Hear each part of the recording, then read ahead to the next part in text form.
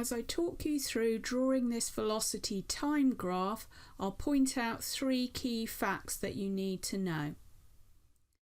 It tells us that a runner moves in a straight line from rest and runs with constant acceleration of 2 meters per second squared for 5 seconds, reaching a velocity of 10 meters per second.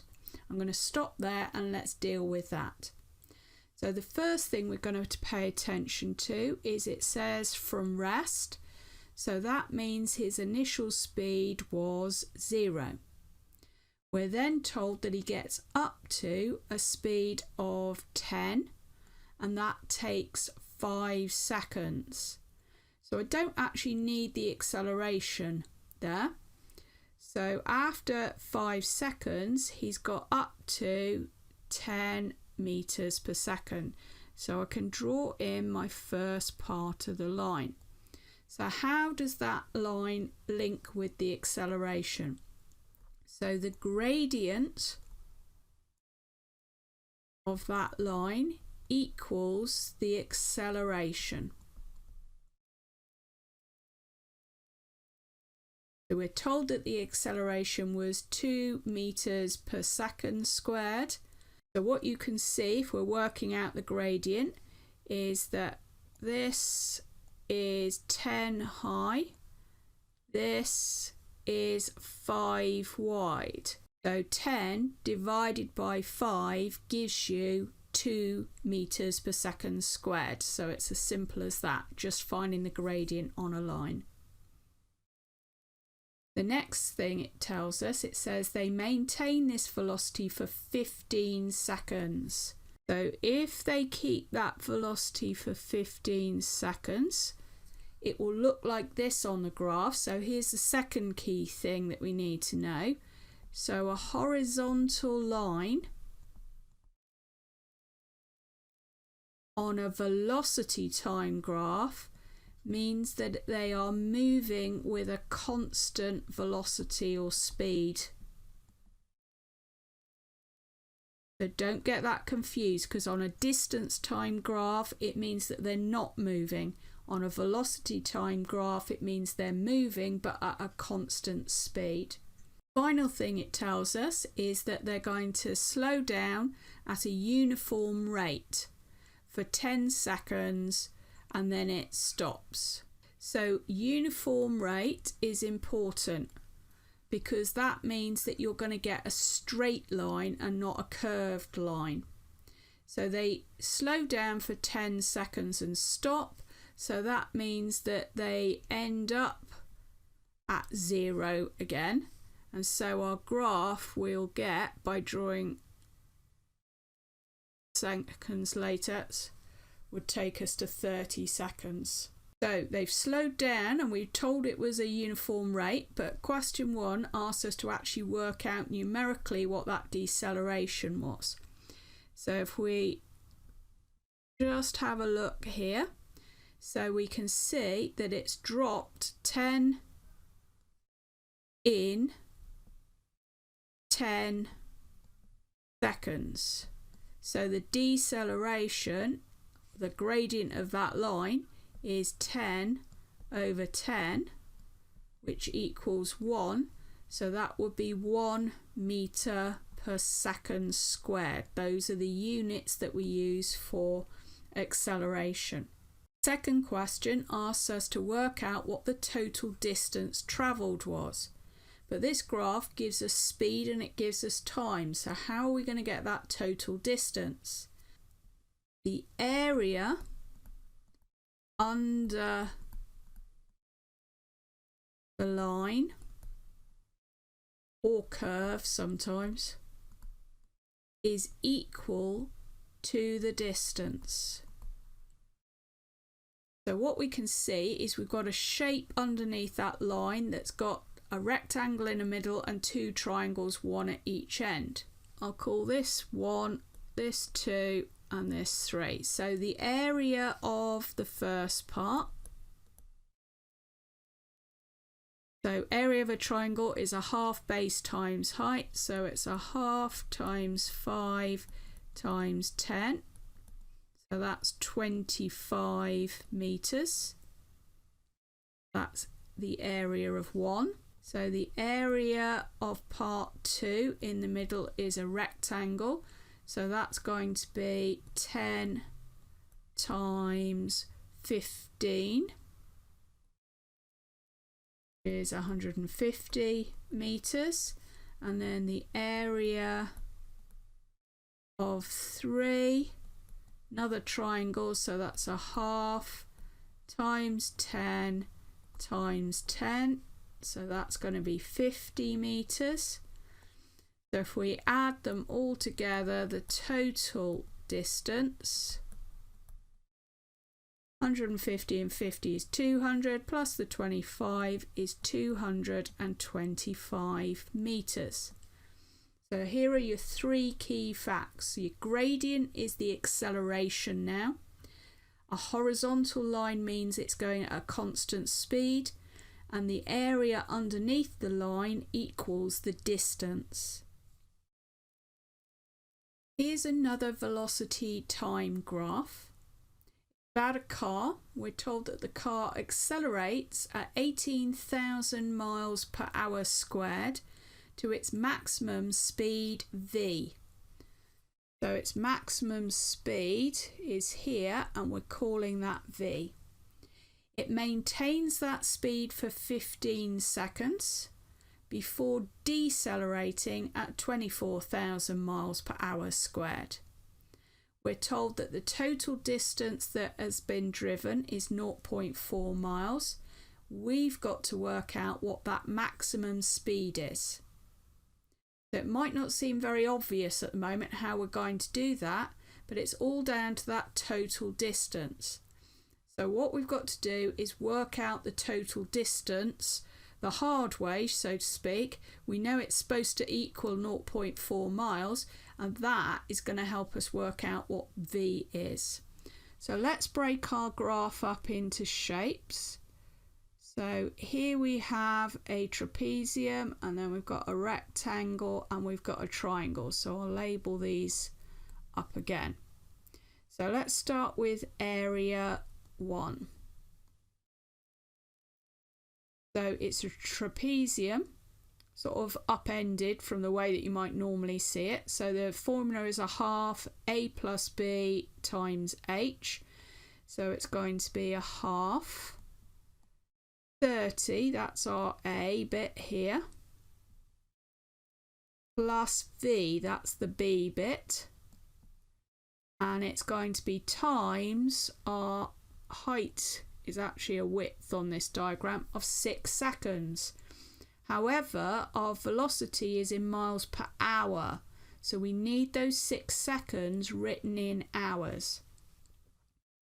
So 1 hour has 60 minutes, and each minute has 60 seconds. So there are 3,600 seconds in every hour. So we have got 6 seconds. So we've got 6 out of the 3,600, and that will simplify to 1 out of 600. So our 6 seconds is the same as 1/600th of an hour. So that's what we're going to put into here. And if we tidy that up, we're going to get 30 plus v on the top and 12,000 on 1,200 rather on the bottom.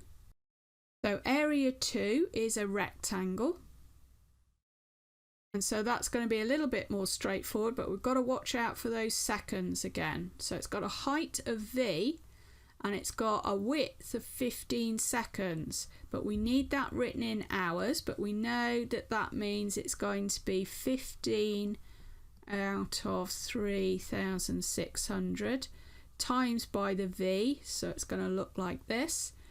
And if we simplify that, we are going to get 5v out of 1,200.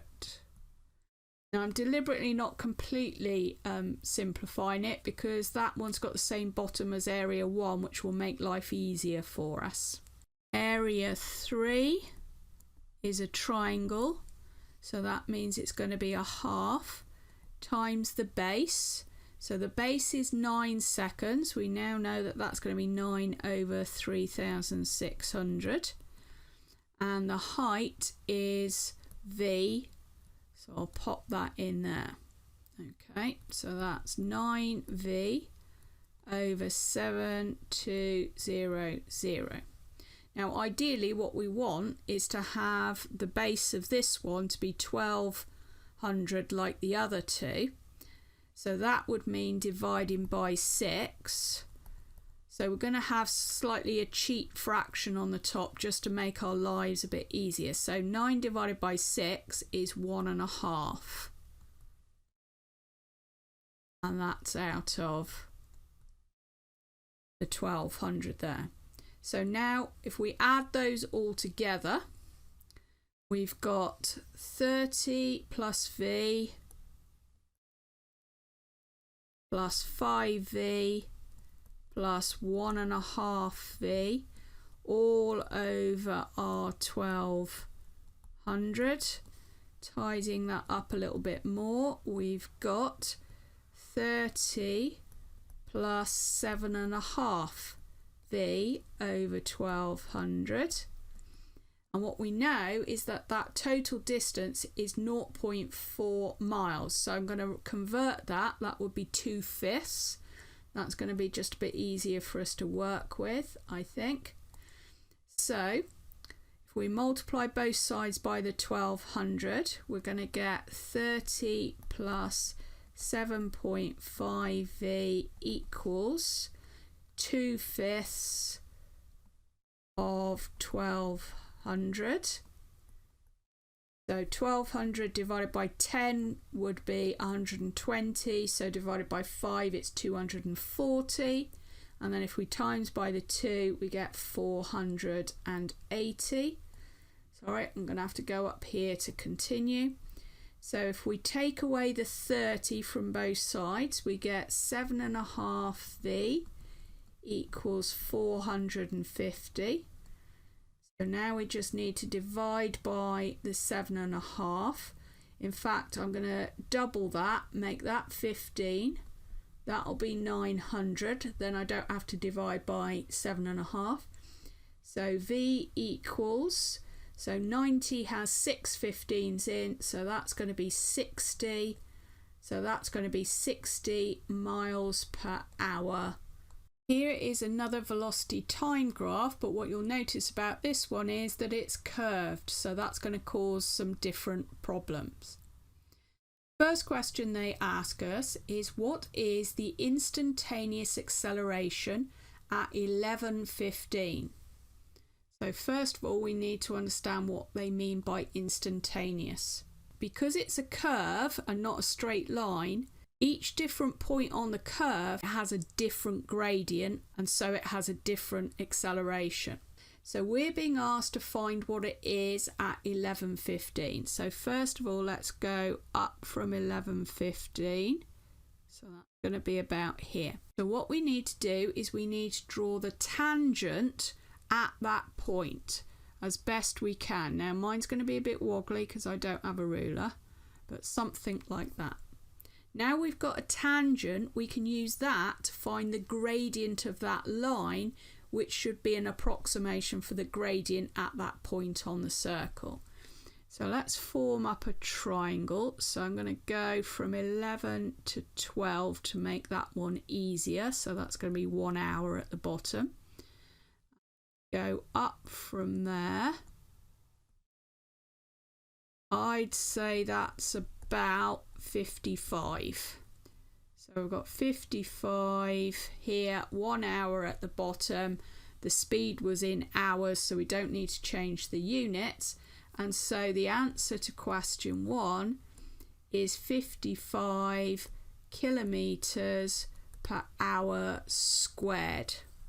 Remember, the time is always squared on acceleration units. Question 2 asks for the overall average acceleration. So acceleration equals the change in the velocity over the time. So its final velocity up there right at the end, I would say, is 60, and it's clearly started at 0. So the change in the velocity would be 60. So how long did it take to get there? So it was from 11 o'clock until 2 o'clock, so that's 3 hours. And so the acceleration is going to be 20 kilometers per hour squared. Question 3. At what time is the average acceleration the same as the instantaneous acceleration? So the easiest way to do this is to draw on the line which is the average acceleration. And that line you will get by just joining up the beginning to the end there. Now it's difficult for me to show this online, but basically what you would do then is you'd get a ruler, you would line it up with that line, and you would move it gently and carefully forwards until it hit the line at just one point. So for instance, here it's hitting the point at 2 places, here it's still hitting at 2 places, but I'm going to say it's probably here, look, that it's hitting exactly in one place, which I would say is there. And then all you've got to do is drop that down to your axes here to work out what time it is. I'm going to say that would be 11:40. So that's how you would deal with that. But obviously, instead of drawing the lines like I did, you'd use the ruler just to move it along.